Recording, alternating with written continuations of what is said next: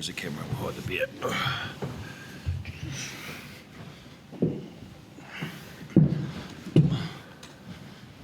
Gee, so far away. So it must have been quite the half-time talk. Not really. I felt we were doing a good job in the first half. We just weren't scoring the points, but we were applying a lot of pressure, and the message really was trust what we're doing, continue.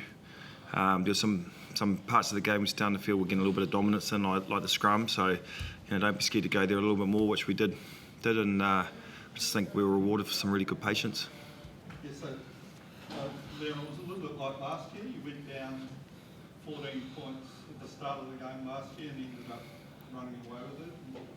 So did you feel like if you persisted that was going to happen again? Oh, look, we like I said, we were doing some really good things across the park. I thought our carry and our clean-out work was really good, and I thought we had good territory because we kicked smart, and we were playing the right part of the field. But just little areas, we dropped them all hard on attack, and all of a sudden we're defending a line-out. We got pinged twice, and all of a sudden we're defending a line-out. But if you took those things away, and one scrum defensive error, but those three things away, we're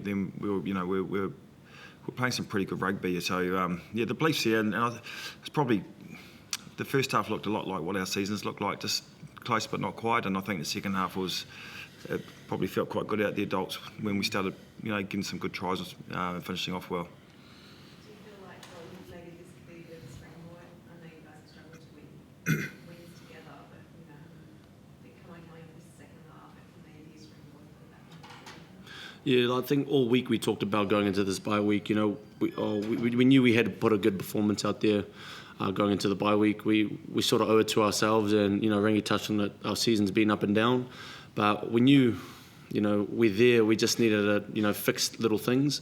And I think in that first half, we felt like we were dominant, but we just weren't getting it over the line. But in that second half, we really opened up, and that's the style of footy that we want to play. And it goes to show, when we're on top of our game, we can really put some damage on some teams. So we just got to, take the confidence from that second half and, hopefully carry it on to the rest of the season. Did you, you probably thought about your own game, but the fact that they lost three forwards in that first half, that was always going to be pretty difficult for them in terms of coming up, making a good impression on the bench. Yeah, it's the curse of the game.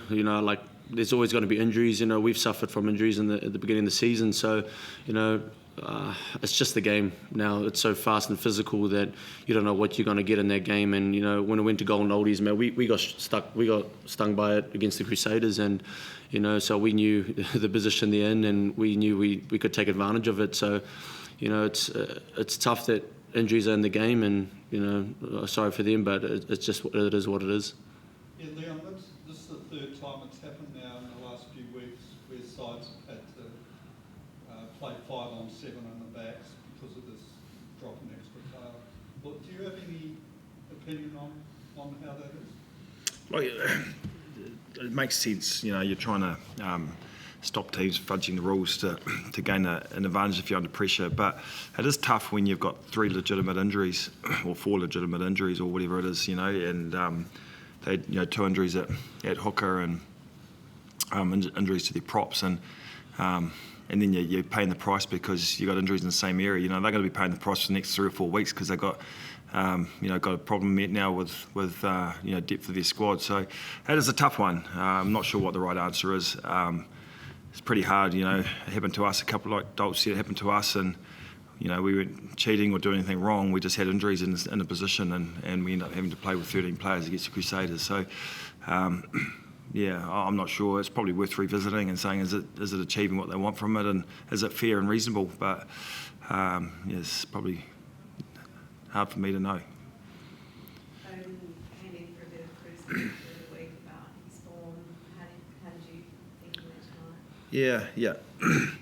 tonight? Pretty harsh. I thought his game was fantastic. He's a quality player, and every player has moments where they're not at their best, in any sport. So, but he just, I think the sign of the champion that he is, didn't flinch the whole week. I thought he was fantastic in the way he led the game, led our team.